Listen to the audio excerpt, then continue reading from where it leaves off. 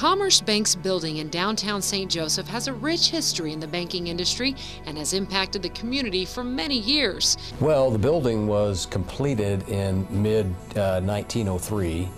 The construction started, as near as I can tell, in about mid-1902, so it took them only a year to build this building, which I think is quite a feat considering the construction type. It was first occupied, I believe, in July of 1903. For most of a century, the First National Bank of Buchanan County and later St. Joseph was run by one family. J.M. Ford I was a banker and blacksmith from Forest City, Missouri, who moved to St. Joseph and became a founding shareholder in 1894. He became president in 1896 and stayed an executive until his death in 1913. By what was then the National Bank of St. Joseph. It went through many gyrations after that, at one being the First National Bank of Buchanan County, and then later and last, up until 1985, the First National Bank of St. Joseph. The granddaughter of the foreman overseeing the crew that constructed the bank building recently told bank officials she believed a picture at the bank reveals her grandfather. We thought that our customers and the public in general would enjoy seeing those, and so we have people that wander around the lobby all the time looking at these pictures, and I love to show them to people because I still like to go around and look at them themselves.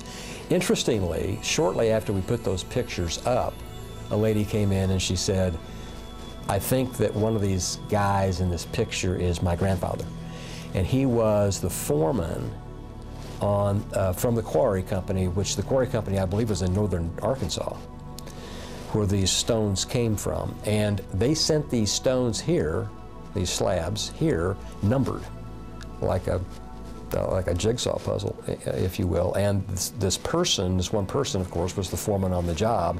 And there's a picture of him standing on a wagon. And this lady came in and said, "I know that he was the foreman on this job, and I think that's him because I've seen pictures of him." So I thought that, and we had not had these pictures up a month or two when this happened, so I thought that was kind of interesting. The bank's architecture and structure gave the appearance that money was safe to entice customers to open accounts. They went way out of their way to make the building look like a fortress nearly. It's all, I think it's limestone. I mean, they're formidable slabs of limestone, so it definitely came out looking like a very safe place to put money. The building was built in the neoclassical style, designed by the architects Eckel and Mann. Ford's son, Fraser L. Ford, became president in 1920. It was at this time the bank building was remodeled, including the painting of large murals located in the lobby. Was the first major remodeling of the bank or updating of the bank's decor, and one of the things they did was commissioned a fellow named Holzlag to paint various murals that appear around the main lobby in what used to be the mezzanine area of the building. The murals themselves were painted by the well-known muralist and decorative artist Edward J. Holzlag. He's credited with decorative murals in numerous public buildings throughout the western half of the United States, California, New Mexico, elsewhere here in Missouri, such as Joplin, the Savoy Grill in Kansas City. In addition to these murals that you see here in the lobby of the bank, he was responsible for the entire decorating scheme at the Rubidoux Hotel, which unfortunately is no longer with us, but was right up the street from here. They did a lot of things at that point in time that to modernize as much as you could modernize in 1920. But that was the part that is lasting to this day. Those murals are still there. Well-remembered J.M. Ford II, or known as Jake, became president in 1954 and oversaw the bank's expansion into many other markets until his retirement in 1982. The bank was taken over by the Commerce Banking Group in 1985, which continues to serve the region from the grand century-old building. All of the commerce banks in the state of Missouri are all under one charter now, but at one time each of our markets, like St. Joseph, was a legally freestanding bank. The banking law has changed in such a way that we could combine all the banks, and there were a lot of efficiencies involved in that. But because our heritage was that this was a separate bank owned by Commerce Bank Shares, Inc., which is a bank holding company. Our heritage is such that we've remained very decentralized.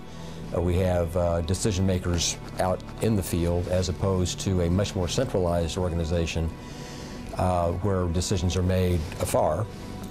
So it's suited us very well to serve the market in this way. We have what we hope to people feel is a very community bank type of presence in town. We make decisions on loans and on donations that we make and those kinds of things, but we have access to way more sophisticated products than a community bank can normally have, and so for that reason we like to call our banking philosophy the super community banking philosophy.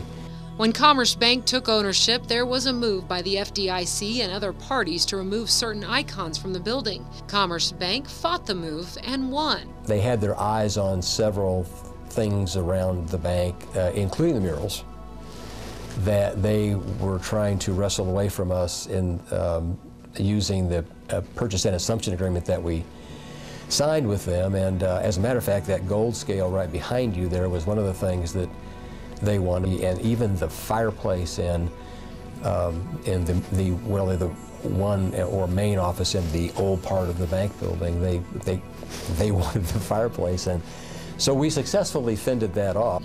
Commerce Bank looks at St. Joseph's economy as being stable as opposed to other cities in Missouri.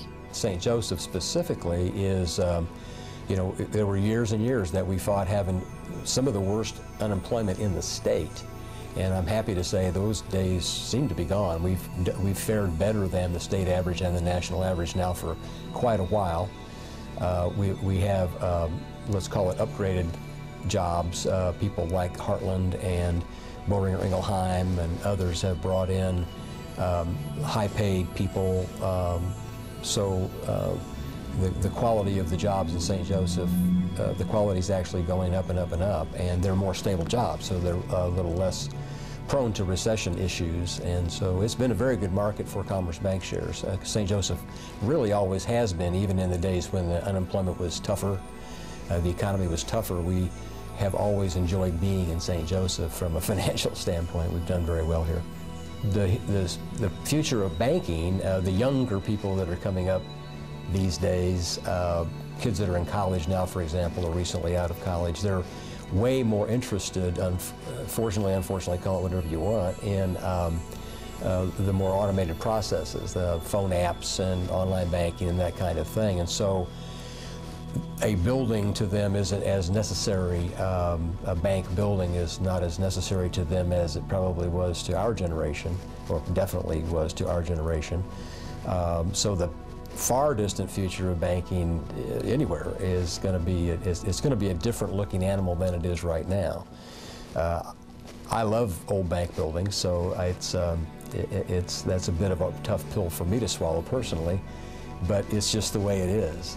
These kids today, they really, all they want to know is how good is your phone app, where's your nearest ATM. Those are the things they want to know. But we still have people that come here, it's almost like a tourist attraction. They come to this building and we see them just gawking at the murals and just enjoying the architecture and that kind of thing.